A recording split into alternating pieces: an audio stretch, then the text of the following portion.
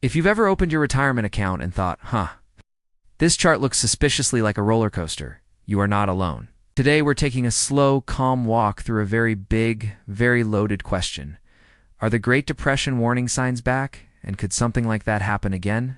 This isn't going to be a panic session or a buy my survival bucket of beans infomercial. Think of it more like sitting down with a cup of coffee and a history book that talks back, with a dry sense of humor. Let's start by getting on the same page about what the Great Depression actually was, because a lot of people toss that phrase around like it was just a bad recession. It wasn't. In 1929, after years of wild speculation, and this time it's different optimism, the stock market crashed. Not just a dip, full-on floor drops out event. Over the next few years, about a quarter of American workers were unemployed. 1 out of 4. Imagine every fourth house on your street having someone out of work for months, even years. This wasn't just numbers on a chart. It was people lining up for bread that used to line up for movie tickets, families stuffing everything they owned into a car and heading west because the bank took the farm. Kids dropping out of school not because they were rebellious, but because somebody had to go look for any job, anywhere. Take one famous image from the era.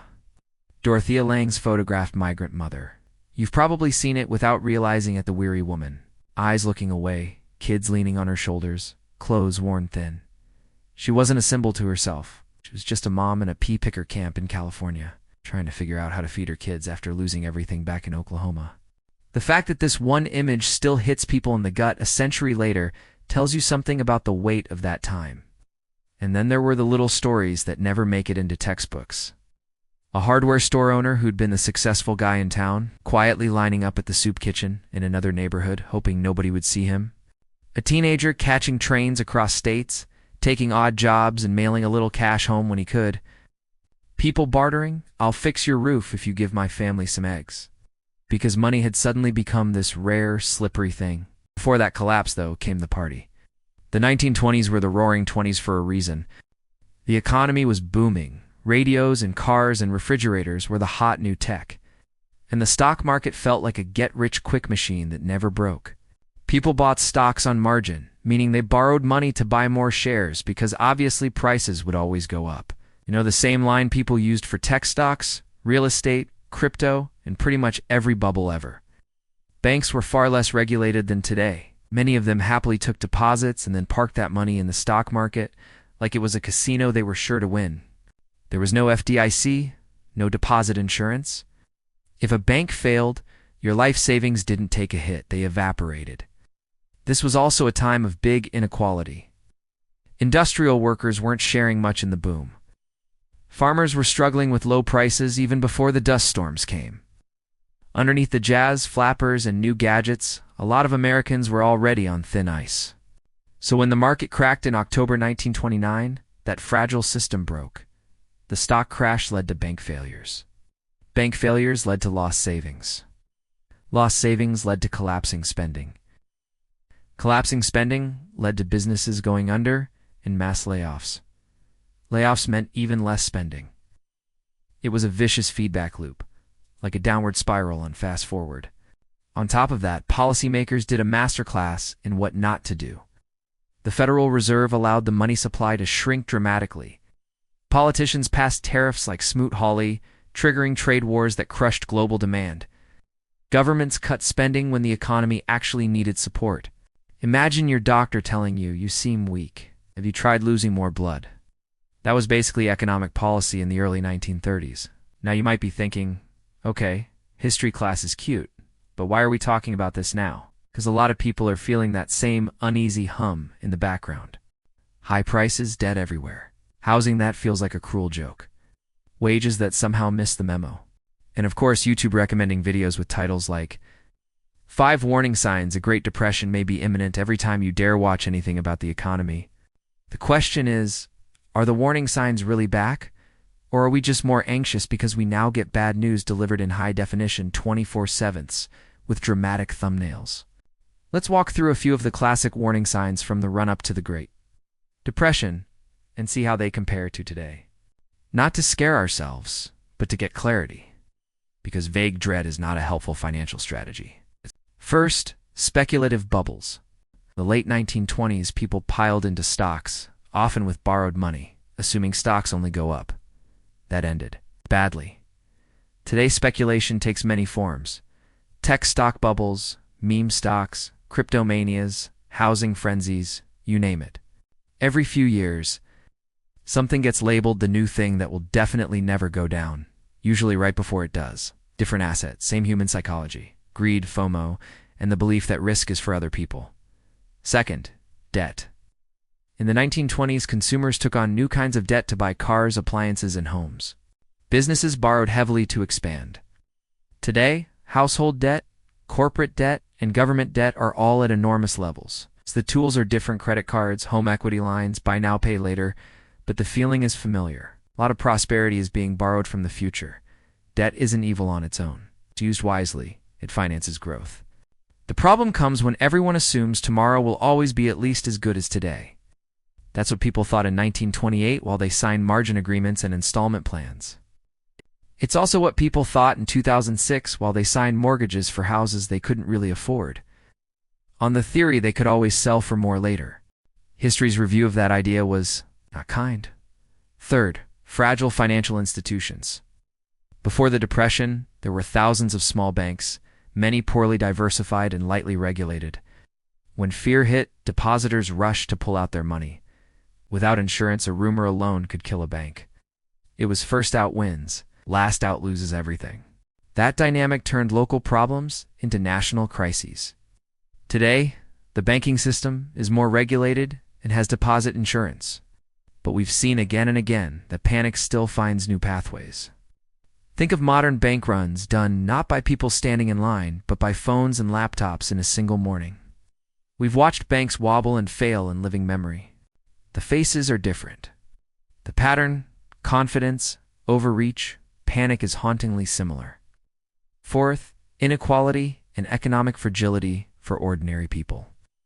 In the 1920s, a lot of the gains from growth went to investors and big corporations, while many workers were left behind. When the downturn came, they had no cushion. Sound familiar? Today, plenty of people technically have jobs but live in what amounts to financial quicksand. Gig work, no benefits, rent that eats half the paycheck, medical bills that arrive like mini heart attacks in the mail. It's not 25% unemployment. But for many families, the emotional experience, constant stress, razor-thin margins. Feeling one bad break away from disaster echoes what people in the 1930s described, just without the sepia tone. Fifth, global tensions and policy mistakes. In the early 1930s, countries responded to crisis by raising tariffs and turning inward. International trade shrank. Cooperation dissolved. It was a great time for nationalism and a terrible time for global stability. Eventually, it helped set the stage for World War II. Today's world is more interconnected. Supply chains, trade agreements, international institutions. But that also means shocks travel faster. Financial crises, pandemics, wars, energy shocks, any of them can slow growth and shake confidence. And yes, there is still a very human urge among leaders to do something quickly. Even if that something has unintended consequences, economically or politically. So with all that said, here's the part nobody in the doom thumbnail economy likes to emphasize. There are also big differences between today's world and the 1930s, and they matter. For one, we have deposit insurance. If your bank fails, you don't lose everything. That alone changes the psychology of a crisis.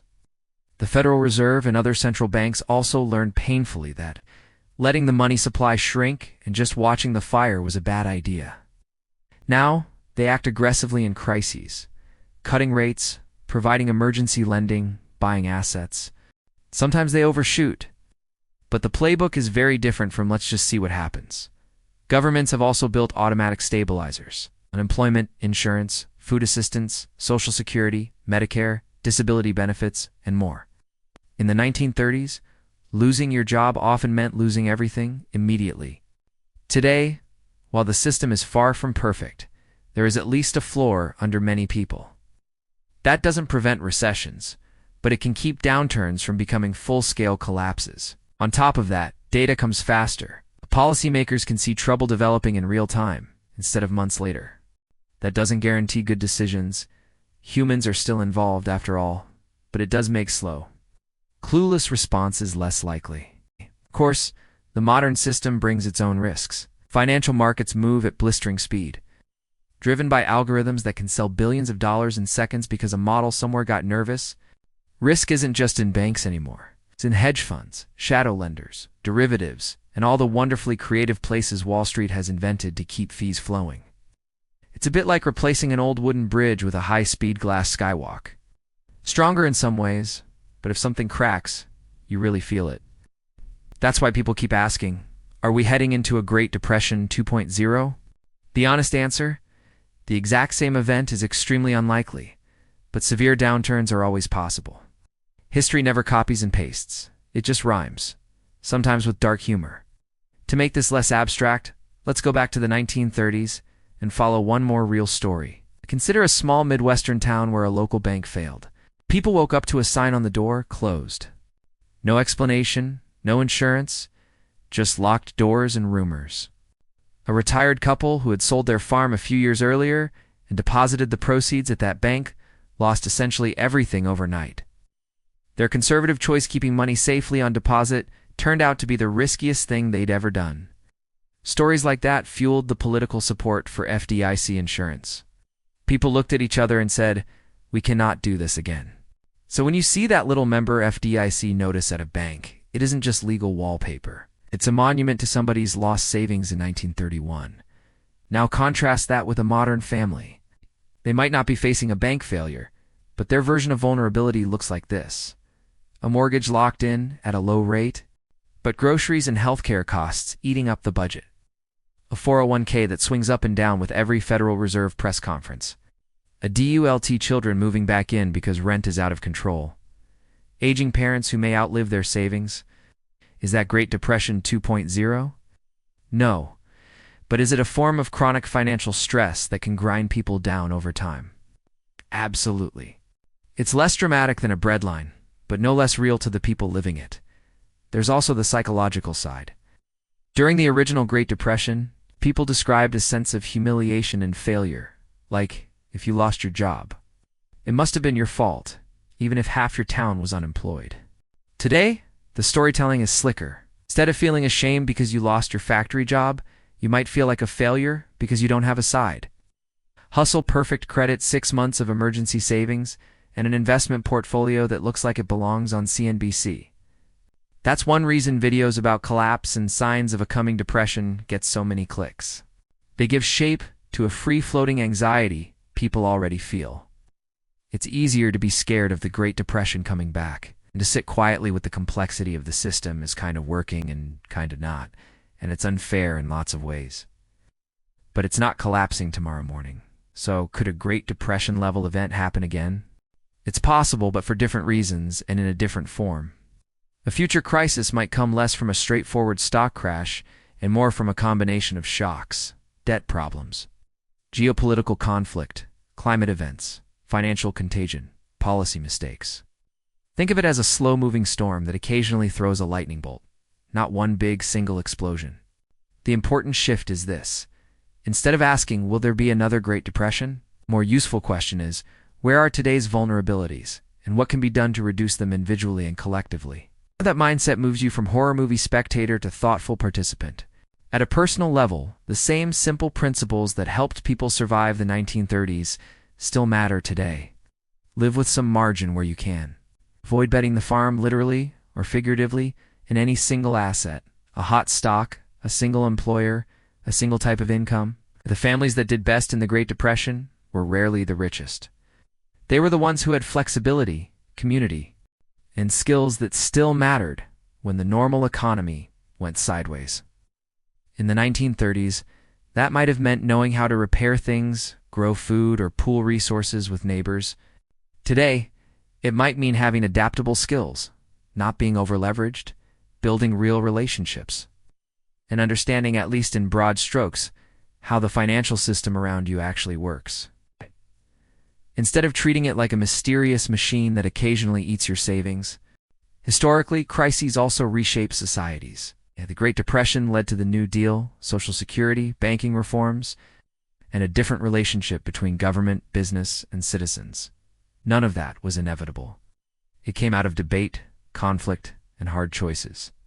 Similarly, whatever economic storms are coming in the 21st century will force new arrangements, be in healthcare, retirement, work, education, or safety nets.